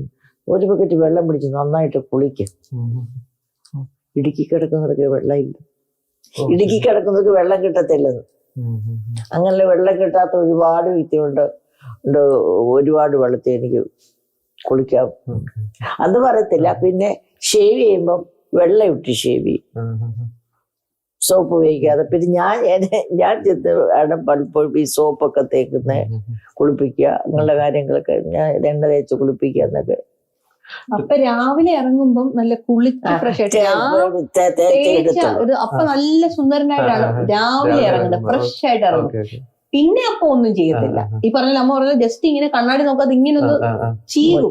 അത് ഫസ്റ്റ് കാണുന്നവർക്ക് അറിയാം അപ്പൊ നല്ല സുന്ദരനായിട്ട് അപ്പൊ ഇറങ്ങുന്നത്. പിന്നെ അപ്പ അത് ശ്രദ്ധിക്കാറില്ല, അതിന്റെ വഴി അതിന്റെ ഇടയിൽ അങ്ങ് പോകും. ശരിക്കും ഉമ്മൻചാണ്ടി സാറിനെ ഇത്രത്തോളം ഒരു മനുഷ്യസ്നേഹി ആക്കിയതിന് പിന്നിൽ സാറിന്റെ ഒരു ക്രിസ്തീയ വിശ്വാസം വലിയൊരു ഞാൻ ഉറച്ചു വിശ്വസിക്കുന്നത്. ഞാൻ എപ്പോഴും കുഞ്ഞിനോട് പറയുകയും ചെയ്യുന്നത്, പുള്ളി ഭയങ്കര ഹമ്പിളായിട്ടത് കേൾക്കാൻ ഇഷ്ടമില്ല. പുള്ളി ദൈവം ഒരു പ്രത്യേക പരിശുദ്ധാത്മാവിന്റെ ഒരു ജനിപ്പിച്ച, നമ്മളൊക്കെ പ്രാർത്ഥിച്ച് അല്പസ്വല്പമൊക്കെ ദൈവത്തൊക്കെ ദൈവത്തിനും ക്രിസ്ത്യാനിയുടെ മക്കളും ഒക്കെ ആയതുകൊണ്ട് മാമോദിസ മുങ്ങിയതൊക്കെ കൊണ്ട് പരിശുദ്ധാത്മാവിനെ കാണുമായിരിക്കും. പക്ഷെ കുഞ്ഞിനെ സംബന്ധിച്ചോളം എനിക്ക് വ്യക്തമായിട്ട് ആത്മാവിന്റെ ഫലം എല്ലാം കൂടെ കൂട്ടി ജനിപ്പിച്ചു. പിന്നെ മാതാവ് എടുത്തൊരു കുഞ്ഞാ. അത് എൻ്റെ അമ്മായിയമ്മ എന്നോട് പറഞ്ഞിട്ടുണ്ട്. കുഞ്ഞിന്റെ അമ്മ, പിന്നെ അപ്പൻ്റെ അനിയൻ നല്ല വയസ്സ് 21 22 വയസ്സ് ഞങ്ങൾ എന്നാണ്ട് ഏതാണ്ട് ടൈഫോയിഡ് ഏതാണ്ട് വന്ന് മരിച്ചു. അന്ന് മരുന്നില്ല. അങ്ങനെ ഈ പുള്ളി മരിച്ചപ്പോഴത്തേക്ക് അമ്മയ്ക്ക് ഭയങ്കര സങ്കടമായി. അങ്ങനെ സങ്കടപ്പെട്ടിരുന്നപ്പോ ആ പണ്ടത്തെ അമ്മമാരെയൊക്കെ അറിയാലോ, മാതാവിന്റെ വലിയ ഭക്തരാണല്ലോ പണ്ടത്തെ അമ്മച്ചിമാരല്ല. അപ്പൊ അതിങ്ങനെ മാതാവിന്റെ പ്രാർത്ഥിച്ച് ഇങ്ങനെ സങ്കടപ്പെട്ടിരുന്നപ്പോഴത്തേക്ക് ഒരു ദിവസം ഇങ്ങനെ ദർശനം കണ്ടു. ഒരു കറുത്ത കൊച്ചിനെ എടുത്ത് കൊടുത്ത് ഇങ്ങനെ മാതാവ് എടുത്ത് അമ്മയുടെ കയ്യിലിട്ട് കൊടുക്കുന്നതായിട്ട് കണ്ടു. അപ്പൊ കുഞ്ഞിന്റെ അമ്മച്ചി കുഞ്ഞിന് പ്രഗ്നന്റാ. അപ്പൊ മത്സ്യമാമ കുഞ്ഞിന്റെ പാത്രമൊക്കെ നല്ല തുയ്യ വെള്ളയാ. അപ്പൊ കുഞ്ഞിനെ സംബന്ധിച്ചിടത്തോളം കുഞ്ഞിന് ഇരുന്നറേ ഉള്ളായിരുന്നു. പിന്നെ ഇങ്ങോട്ട് എനിക്ക് തോന്നുന്നു പിന്നെ പുള്ളി തേജസ് കൂടി. പിന്നെ പുള്ളി തേജസ് മുഹൂർത്തം വല്ലാത്ത തേജസ് വന്നു, വലിയൊരു തേജസ് വന്നു. അപ്പൊ എടുത്ത് കൊടുത്ത കൊച്ചിനെ പോലെ തന്നെയായിരുന്നു. അപ്പൊ അമ്മച്ചി പറഞ്ഞിട്ടുണ്ട് കൊച്ചിനെ പോലും കുഞ്ഞു കരയത്തില്ലായിരുന്നു, പാലിന് വേണ്ടി പോലും കരയത്തില്ലായിരുന്നു. പിന്നെ ഇങ്ങനെ ഉമ്മിനെ വെക്കത്തേ ഉള്ളായിരുന്നു. പിന്നെ 3 വയസ്സുള്ളപ്പോ 5 വയസ്സുള്ള പിള്ളേരുടെ ബുദ്ധിയായിരുന്നു. പിന്നെ ഒരിക്കൽ പോലും ഇങ്ങനെ വഴക്ക് പിടിക്കാൻ എന്നെ കുസൃതി കാണിക്കുകയൊന്നും ചെയ്തിട്ടില്ല. പിന്നെ അനിയനെ പോലും ഇങ്ങനെ എപ്പോഴും അനിയനെ ഭയങ്കര സ്നേഹമായിരുന്നു. അപ്പം അനിയൻ പണ്ടൊരു കഥയുണ്ട്. അനിയൻ ഇവിടെ രണ്ടുപേരും കൂടെ സൺഡേ സ്കൂളിൽ പോകും, അനിയച്ച കുസൃതിയൊക്കെ. അപ്പം കുഞ്ഞു അനിയനും കൂടെ സൺഡേ സ്കൂളിൽ പോയിരുന്നപ്പം പള്ളിയിലെ സർവീസ് നടക്കുക, അനിയൻ പണിയടിച്ചു. പള്ളി ആരാധന നടക്കും, പണിയടിച്ചു. പണിയടിക്കേണ്ടാത്ത സമയത്ത് പണിയടിക്കുന്ന കാര്യം ഒന്ന് ഓർത്ത് നോക്കും. അപ്പം സാറ് സൺഡേ സ്കൂളിലെ സാറ് വന്ന് ചോദിച്ചു ആരാ മണി അടിച്ചെന്ന് ചോദിച്ചു. അപ്പൊ കുഞ്ഞിനറിയാം അനിയനാന്നറിയാം, പക്ഷെ കുഞ്ഞെഴുന്നേറ്റ് കുഞ്ഞടി കൊണ്ടു. അങ്ങനെ അത്ര കെയറിങ് ആയിരുന്നു. അനിയനെയും ഭയങ്കര സ്നേഹമായിരുന്നു. ഞങ്ങള് ഇപ്പൊ ഇങ്ങനെ എന്താണെന്ന് അറിയത്തില്ല. ഞങ്ങളും ഒരു ചേട്ടാനും സ്വന്തം അപ്പനും മക്കളെ പോലെ 3 പിള്ളേരും, ആ 3 പിള്ളേരും നമ്മൾ ഒരിക്കൽ പോലും ഒരു വലിയ സന്തോഷമായിട്ട് കഴിഞ്ഞാണ്. മോഹം കൊടുത്ത് സംസാരിച്ചിട്ടില്ല. പിന്നെ എത്ര സഹനത്തിന്റെ ഓരോ മേഖലകളെ എന്ന് ഞാൻ കണ്ടിട്ടുള്ളൂ. പക്ഷെ കർത്താവ് എന്നോട് പറഞ്ഞ് ക്ഷമിക്കണം, പൂർണ്ണമായി ക്ഷമിച്ചേ പറ്റൂ. പക്ഷെ അതിനെ ഞാൻ ചോദിക്കാനായിരുന്നു, പ്രത്യേകിച്ച് ഉമ്മൻചാണ്ടി സാറിനെ സംബന്ധിച്ചിടത്തോളം വ്യക്തിപരമായിട്ട് ഒത്തിരിയേറെ ആക്രമണങ്ങളും ഒത്തിരിയേറെ ദുരാരോപണങ്ങളും കേൾക്കേണ്ടി വന്നു. അപ്പം അത്തരം ദുരാരോപണങ്ങളൊക്കെ ഉന്നയിച്ചവരോട് ഒരു ക്ഷമിക്കാൻ സാധിക്കണം. പ്രത്യേകിച്ച് മറിയം ഒരു മകൾ എന്ന നിലയിൽ ഒരു അപ്പനെ കുറിച്ച് അത്തരം ദുരാരോപണങ്ങളും ഒക്കെ വന്നപ്പം കുടുംബത്തെ തന്നെ തകർക്കുന്ന രീതിയിൽ ചാണ്ടിയമ്മനെ കുറിച്ച് ഒക്കെ വന്നിരുന്നു. നമ്മൾ അതിലേക്ക് പോകുന്നില്ല. പക്ഷെ അത്തരം ആരോപണങ്ങളൊക്കെ ഉന്നയിച്ചവരോട് ക്ഷമിക്കാൻ സാധിച്ചിട്ടുണ്ടോ? അല്ല, അന്നും ആണെങ്കിൽ ഞങ്ങളുടെ വീട്ടില് അങ്ങനെ ഒരു സംഭവം നടന്നതായിട്ട് ഞങ്ങൾ ആരും ഡിസ്കസ് ചെയ്തിട്ടില്ല. ഞങ്ങളെ അതങ്ങനെ കാര്യമായിട്ട് ഒരിക്കൽ പറഞ്ഞു, പിന്നെ അത് അങ്ങനെ പറഞ്ഞതിൽ നമ്മൾ അതിൽ കൂടുതലൊന്നും ചെയ്യാനില്ല. എങ്ങനെയാ മറ്റൊരാൾ പറയുന്നതിനെ കൺട്രോൾ ചെയ്യാൻ പറ്റും? വീട്ടിൽ അങ്ങനെ ഒരു ഫൈറ്റിംഗ് മെന്റാലിറ്റിയോ അങ്ങനെ ഒരു ശത്രുപക്ഷം വയ്ക്കുക അങ്ങനെ ഒരു രീതി നമ്മുടെ വീട്ടിലില്ലായിരുന്നു. ഇപ്പോഴാണെങ്കിലും സത്യം പറഞ്ഞാൽ അതിനെ പറ്റി ഒന്നും അതൊരു ക്ഷമിച്ചു. അവര് അതങ്ങനെ പറഞ്ഞു, അവർക്ക് തെറ്റുപറ്റിയതാകാം. എന്താണ് അവരുടെ അപ്പയുടെ ഒരു ഇതുണ്ട്, other man's point of view. അവര് എന്ത് ഇതിലാണത് പറഞ്ഞത് നമുക്കറിയില്ല. അതുകൊണ്ട് നമുക്കാർക്കും പ്രത്യേകിച്ച് വിരോധമോ കാര്യങ്ങളോ ഇല്ല. നമുക്കെതിരെ പറഞ്ഞു, അത് പറയുന്നവർ ചിന്തിക്കേണ്ട കാര്യമാണ്. ഈ പറയുന്നത് മറ്റൊരാൾക്ക് എങ്ങനെ ഫീൽ ചെയ്യും എന്നുള്ളത് അവർ മാൻസ് പോയിന്റ് ഓഫ് വ്യൂ. അതിൽ നമുക്കതിലൊന്നും കൂടുതലായിട്ട് പറയാനോ, അതൊരു ക്ഷമിക്കുക എന്നല്ലാതെ ഇനിയിപ്പം നമുക്കതിലൊരു ക്ഷമിക്കുകയാണതല്ലാതെ വേറൊന്നും ചെയ്യുന്നില്ല. നമ്മൾ അതിൽ വേറൊരു ചിന്ത അതിലില്ല.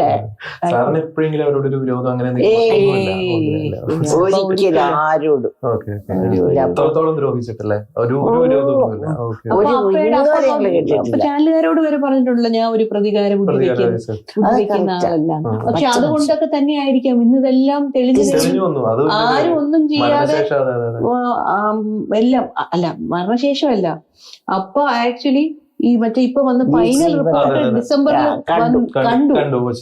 പക്ഷെ അപ്പൊ അത് വെളിയിൽ കൊടുക്കാൻ പോലും പറഞ്ഞിരുന്നില്ല. അപ്പം പിന്നെ അത് കൊടുക്കണ്ടെന്ന് പറഞ്ഞു. അതിന് ബാംഗ്ലൂർ വെച്ച് എനിക്ക് വന്ന് പത്രവാർത്ത വന്നപ്പോ എനിക്ക് ഇപ്പോഴും ഓർമ്മയുണ്ട്.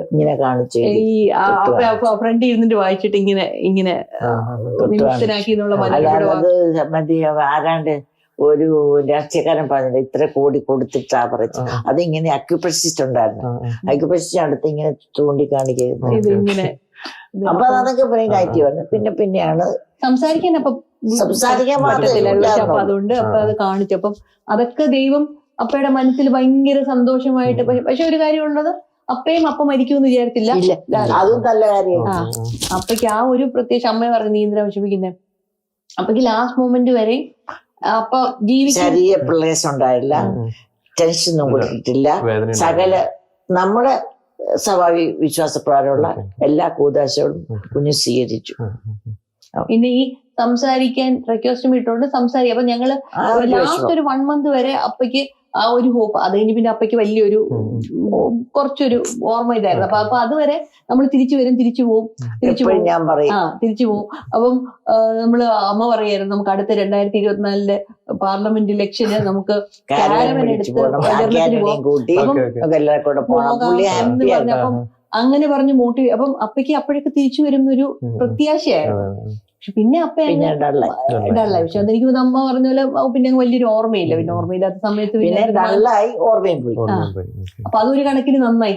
അപ്പൊ നല്ല ഓർമ്മയിലിരുന്ന അപ്പയ്ക്ക് ഒരു ബുദ്ധിമുട്ട് വന്നേനെയല്ലോ. അതിനൊന്നും ദൈവം അപ്പൊ മരിച്ചെങ്കിലും ദൈവം അപ്പയ്ക്ക് അങ്ങനെയൊക്കെ അനുഗ്രഹങ്ങള് ചെയ്തു. ഇപ്പൊ അപ്പയ്ക്ക് നല്ല ഓർമ്മ, നമ്മളെ പോലെ ഓർമ്മ ശക്തി ഇരിക്കുവാണ്. വേദന കൂടെ കൊടുത്ത് ഞങ്ങൾ എന്ത് ചെയ്യും, മേലാത്ത അവസരത്തിൽ ഞങ്ങൾ എന്ത് ചെയ്യും, നമുക്കൊന്നും ചെയ്യാൻ പറ്റില്ല. നമ്മൾ തകർന്ന് തരിപ്പണായിരിക്കുന്ന അവസ്ഥ. പിന്നെ എന്താ ഞങ്ങൾക്കുള്ളത്? മിണ്ടാൻ മേലാത്തൊരു വ്യക്തി. അത് ദൈവത്തിന്റെ വലിയൊരു വലിയ കരുണയാ. പിന്നെ അതിനകത്ത് ഈ ആരവണം വരുമ്പോണ്ട് മറ്റേ ആരവണൊക്കെ ഞങ്ങളാര് ചെയ്ക്കൂടെ കിട്ടിയിട്ടില്ല. അങ്ങനെ ചിന്ത പോലും ഞങ്ങൾ മനസ്സിലായിട്ട്. പക്ഷെ ലാസ്റ്റ് ഒരു 10 മാസത്തിന് മുമ്പ് 2020 പുള്ളി പൂർണ്ണമായിട്ട് സൗഖ്യം വന്ന് ജർമ്മനിയിൽ പോയിട്ട് സൗഖ്യം വന്ന് തിരിച്ചു വന്നിട്ട് അന്ന് എനിക്ക് ഇതുപോലെ ഫീലിംഗ്. അന്ന് എന്നെ കുറിച്ച് ആരോപണം ഉണ്ടായി. മരുന്ന് കൊടുക്കുന്നില്ല, പ്രാർത്ഥിച്ചുകൊണ്ടിരിക്കുക എന്ന് ഞാൻ പറയാം. അപ്പൊ 2019 തന്നെ പൂർണ്ണ സൗഖ്യമായിട്ട് തിരിച്ചു വന്നപ്പോ അതങ്ങനെ തോന്നി. അപ്പൊ എല്ലാരും പറഞ്ഞു എനിക്ക് 2022 23 ഇപ്പൊ അതിനെ കുറിച്ച് വലിയ ആരോപണം, 2 ആരോപണ, ഒന്ന് അസത്യം ഒന്ന് സത്യവും. സത്യം ഞാൻ പ്രാർത്ഥിച്ചോണ്ടിരിക്കും, ശരിയാ ഞാൻ പ്രാർത്ഥിച്ചോണ്ടിരിക്കും. എനിക്ക് ദൈവം കൃപ വന്നിട്ട് ഞാൻ പ്രാർത്ഥിക്കണം. ഇവിടെ 31 വർഷമായിട്ട് എല്ലാ ആഴ്ച ഇവിടെ കൂട്ടായ്മ ഉണ്ട്. എനിക്ക് അതിന്മേലും പറയാന് ഒരു വിഷമമില്ല. കാര്യം അതെന്റെ അപ്പനുമായിട്ട് ഞാൻ നടത്തുന്ന സംവാദമാണ്. എനിക്കത് ഇല്ലാതെ ജീവിക്കാൻ പറ്റത്തില്ല. ആ ധ്യാനമില്ല ഞാൻ ജീവിക്കത്തില്ല. വല്ലാത്തൊരു പൈശാചിക ശക്തി എന്നെ കൺട്രോൾ എടുക്കും. ശരീരമായിട്ടും മാനസികമായിട്ടും എല്ലാം ഞാൻ തകർന്നു. അതൊന്ന്. രണ്ടാമത്തെ വിഷയം മരുന്ന് കൊടുക്കുന്നില്ല എന്നുള്ളത്. അത് ഈ പറയുന്ന എല്ലാം രാഷ്ട്രീയമാണ്.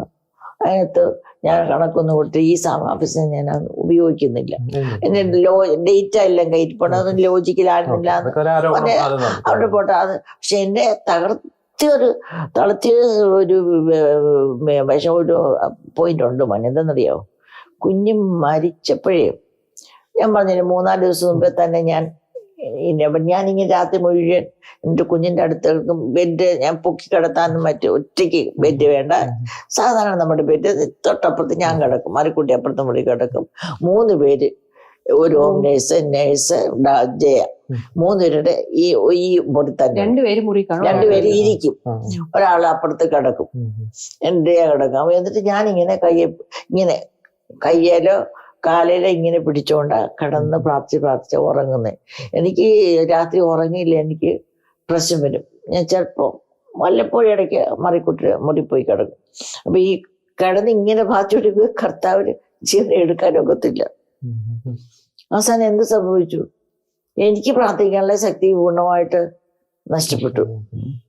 ഞാൻ പറഞ്ഞു, എനിക്ക് കർത്താവ് ഞാൻ തളർന്ന്, എനിക്കിനി പ്രാർത്ഥിക്കാൻ വയ്യ, ഒട്ടും പറ്റുന്നില്ല.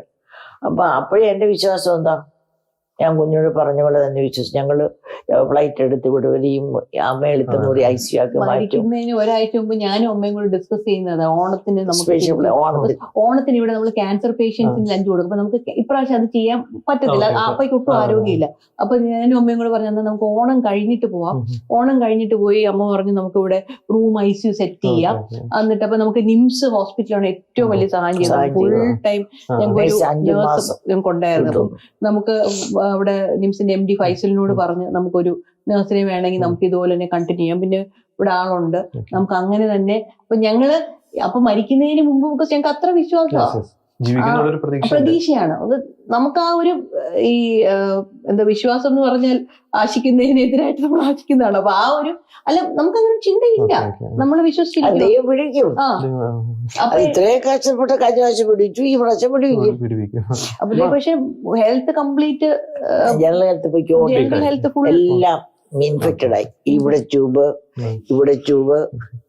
ട്യൂബ് പിന്നെ ഇത് കത്തിയിട്ടിട്ടു.